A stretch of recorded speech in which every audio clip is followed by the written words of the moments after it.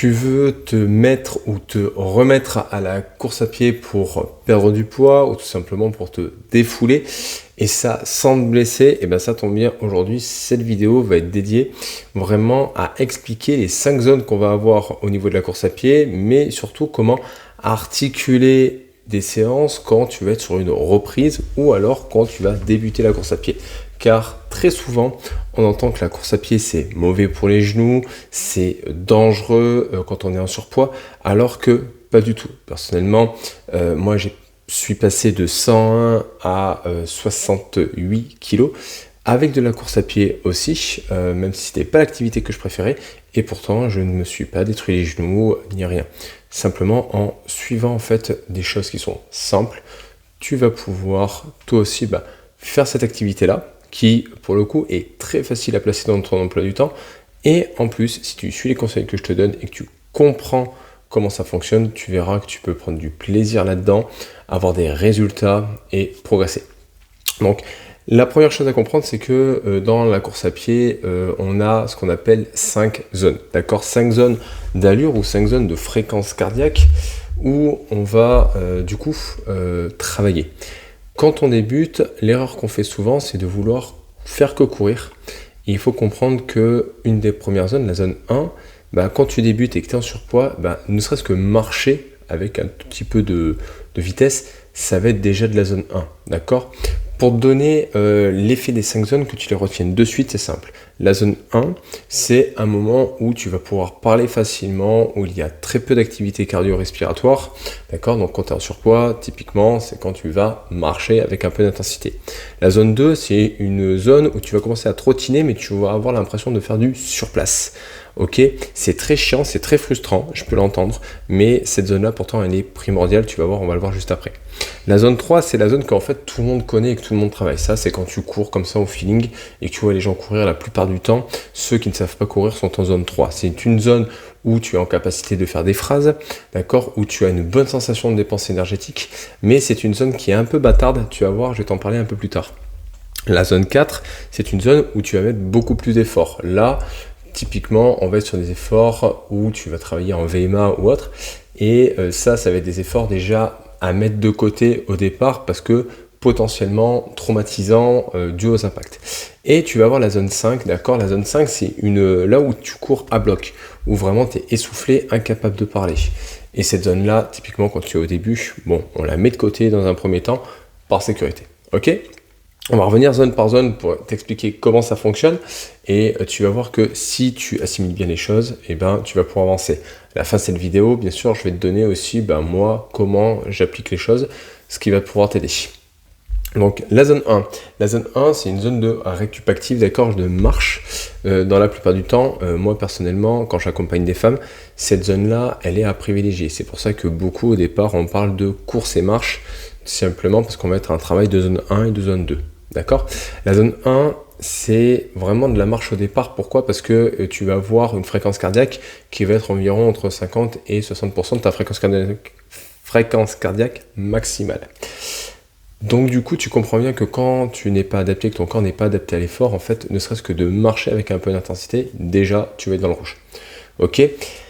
Cette zone-là, elle est super intéressante pourtant parce qu'elle va améliorer du coup tout ce qui va être circulation sanguine. Elle va permettre aussi de mieux traiter, entre guillemets, alors je vais pas dire les déchets, mais plutôt le produit de l'effort, d'accord ? Qui peut être le lactate, qui peut être le CO2. Donc ça va te permettre de réguler au niveau de ton corps, de recharger le glycogène musculaire dans ton muscle. Donc c'est vraiment une zone super intéressante. En plus, quand on est en perte de poids et surtout de perte de gras, il faut savoir que la zone 1 va consommer entre 85 et 90% des graisses. Alors, souvent on va dire oui, quand je marche ou quand je fais vraiment du truc très court, je vais consommer des graisses, donc j'ai plutôt favorisé ça. Il faut comprendre une chose, c'est que peut-être que là où tu vas consommer, je vais te dire une bêtise, mais 20 grammes de glucose pour un effort, t'en consommeras peut-être que 3 grammes de graisse. Donc, pas vraiment intéressant, d'accord, de chercher à favoriser une perte de graisse grâce à la zone 1 ou à la zone 2, mais plutôt savoir que c'est une zone qui est assez intéressante pour le coup, d'accord ? Quand tu débutes, c'est une zone où il va falloir que tu passes du temps. C'est pour ça que la course marche au départ est très très intéressante. Ok, donc Même marcher en zone 1, il faut comprendre que c'est déjà un début d'entraînement. La zone 2, c'est une zone un tout petit peu plus haut. Moi, je dis souvent, c'est la zone où tu cours, mais tu te fais chier parce que tu fais un petit peu du surplace. C'est un peu comme ça que je le ressens. Cette zone 2, souvent, elle est très frustrante quand tu débutes. Pourquoi ? Parce que tu as l'impression vraiment de faire du surplace et tu te dis, mais en fait, il y en a qui me doublent en marchant. Et moi, je l'ai vécu. Hein. Moi, les premières fois que je courais, je me rappelle, j'avais des enfants qui me doublaient en marchant, hein, très clairement. Mais cette zone-là est hyper intéressante. Pourquoi ? Parce que du coup, tu vas être de nouveau encore dans l'utilisation des graisses, un tout petit peu dans le glycogène, mais plutôt dans l'utilisation des graisses, mais surtout, tu vas pouvoir développer ton système aérobie, c'est ton système d'endurance.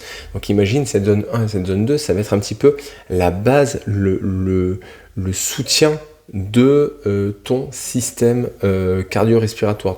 La base de ton système d'endurance va se trouver dans la zone 1 et la zone 2. Et pourtant, c'est celle qu'on développe le moins parce que c'est pas fun et c'est très très con. D'accord ? C'est vraiment une zone reine et tu peux y rester longtemps et généralement, tu vas avoir un léger essoufflement, mais tu vas être en capacité de tenir une conversation. C'est vraiment le petit repère à avoir. Ok ? Tu peux discuter avec une amie, d'accord, sans halter. Cette zone-là est intéressante parce que du coup, tu vas aussi favoriser tout ce qui va être capillarisation sanguine, système d'économie au niveau de ton corps. Donc en fait, ton corps va s'adapter à courir quand tu cours lentement, voire très lentement. Donc ne pense pas que c'est chiant de faire ça. Au contraire, dis-toi une chose, c'est que tu es en train de construire la base qui te permet de courir. Et une débutante doit passer énormément de temps dans cette zone-là. Moi, c'est les deux zones à favoriser quand tu débutes la course à pied. La zone 1, la zone 2.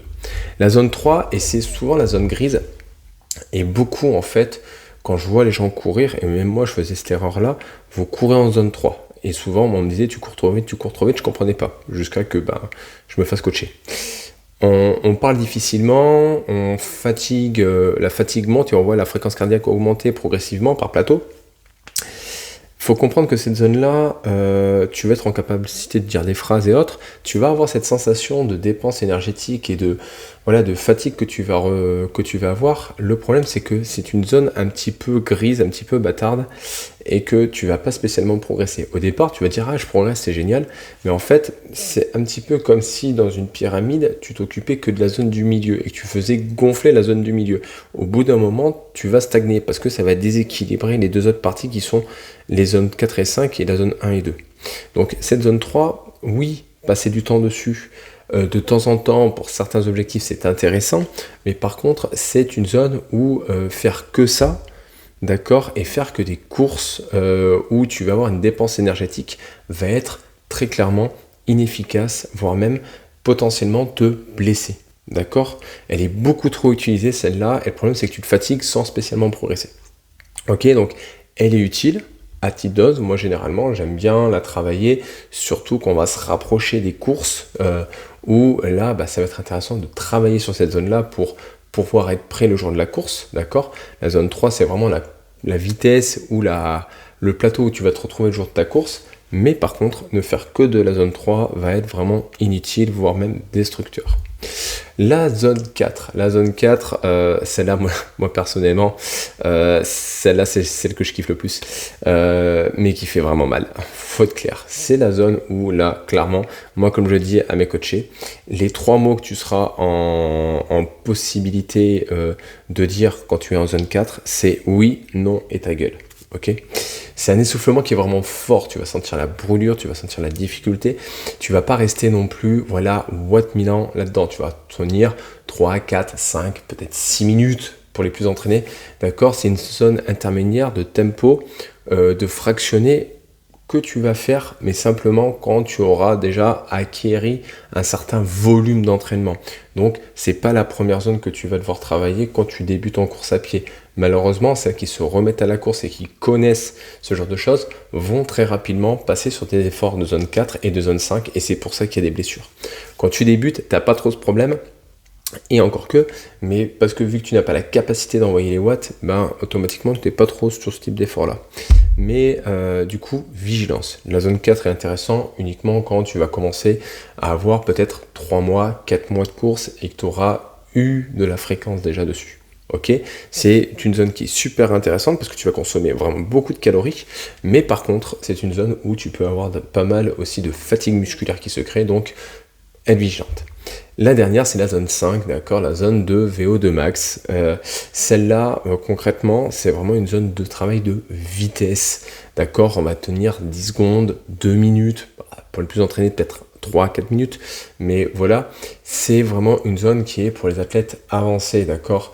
Donc, on n'est pas en zone 5 pendant des heures et des heures, faut être honnête, ok. Et cette zone-là, concrètement, quand tu débutes, tu n'as même pas besoin d'entendre parler, c'est pas l'important. C'est pas tout de suite qu'il va falloir la travailler, il va falloir la travailler dans quelques temps, ok, et toujours sur du petit volume au départ, parce que c'est une zone qui peut être très traumatisante au niveau musculaire, et tu as énormément de blessures de type tendinite, ou alors de type de déchirure musculaire lors de ce moment-là. Ok, donc maintenant qu'on a ça, qu'est-ce qu'on fait, j'ai envie de te dire. Moi, ce que je te conseille, c'est simplement de commencer dans un entraînement, au moins sur les 3 premiers mois, rester sur la marche et la course.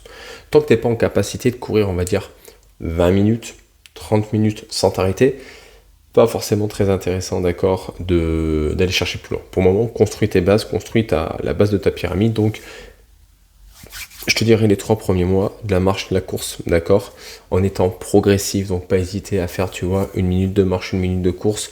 Quand tu arrives à faire 10 fois 1 minute, et là, tu peux passer sur 5 fois 2 minutes, et ainsi de suite, tu vois, ce genre de petites choses peut être très intéressante. Mais tant que tu n'es pas dans une capacité à être à l'aise sur 20 minutes, 30 minutes de course, mets de côté le reste pour l'instant, tu n'en as pas besoin. Une fois que tu auras mis ça en place, là, par contre, tu pourras commencer à faire des volumes, à travailler sur un peu plus de vitesse, d'accord, progressivement pour pouvoir aller de mieux en mieux, ok. Mais par contre, toujours te dire, c'est que quand tu travailles une nouvelle zone, tu réduis, tu vas commencer à travailler cette zone-là sur 20 secondes, 30 secondes, 1 minute maximum. Puis après, tu vas augmenter très progressivement le volume, ok. Donc, ça va te permettre d'avancer. Retiens ces petites choses, d'accord, qui sont indispensables. Tu dois toujours être en capacité de parler au départ. Donc, n'hésite pas à parler, n'hésite pas à chanter, d'accord, ou à appeler une copine quand tu fais ça. Ça va te permettre de jauger les choses, ok. Normalement, tu vas être en capacité de faire un vocal quand tu es en train de courir, ok. Pour les chaussures, petit rappel, pas besoin de se prendre la tête avec beaucoup d'amortis, machin bidule. Prends les chaussures que tu as habituellement, d'accord, pour faire du sport et avance avec ça au départ. Ça ira très bien, par contre, reste progressif. N'achète pas de chaussures spéciales running. Moi, je te le conseille, c'est une bonne paire de chaussures de randonnée au départ. Ça fonctionne beaucoup mieux. Ok, la récupération, d'accord, donc pense bien à mettre un petit peu de récupération dans tes efforts. Ça va te permettre de pouvoir progresser, mais surtout, peu de volume, beaucoup de fréquence au départ. Vaut mieux courir 5 fois 10 minutes dans ta semaine plutôt que de chercher à faire une ou deux sorties de 30 minutes du premier coup. D'accord ? Tu peux te servir des montres connectées pour pouvoir t'aider un petit peu à calculer ton volume et voir en fait semaine après semaine ton volume augmenter. N'augmente pas plus de 10% ton volume, tu vas voir, c'est ce qu'il y a de mieux. Ok, donc si sur la première semaine, tu as fait par exemple en tout cumulé, on va dire 30 minutes ou 40 minutes de course, ça veut dire que la semaine d'après, tu peux faire que 44 minutes de course, d'accord ? Et non passer de 40 minutes à tout de suite un palier de dire, ok, allez, c'est parti, je m'envoie un palier d'1 heure. Non, 40, 44, de 44 tu vas passer à 50 et ainsi de suite, progressivement, ok ? C'est pour ça qu'au début, ne compte pas plutôt les kilomètres, mais plutôt compte le temps, ok ? Et évidemment, retiens la patience, d'accord ? Travaille en zone 1 et en zone 2, accepte que oui, en zone 2, tu vas te faire chier, mais c'est là où en fait tu vas créer les fondations pour pouvoir te construire un corps et un système cardio-respiratoire qui te permettra d'aller chercher après un peu plus de dépenses énergétiques. Voilà, ce podcast est fini, j'espère qu'il vous a plu. Pensez bien à mettre vos commentaires si vous en voulez plus de ce type-là, mais surtout, me posez vos questions si vous en avez, d'accord, je vous répondrai avec un grand plaisir. Et si bien sûr, tu veux avancer et progresser en course à pied, perdre du poids et ne pas te blesser, tu peux aussi cliquer sur le premier lien en description, tu auras un bilan avec moi et on fera le point ensemble sur qu'est-ce qui est le plus utile pour toi pour pouvoir reprendre la course à pied. Rappelez-vous les choses, les filles, arrête d'enfiler des perles.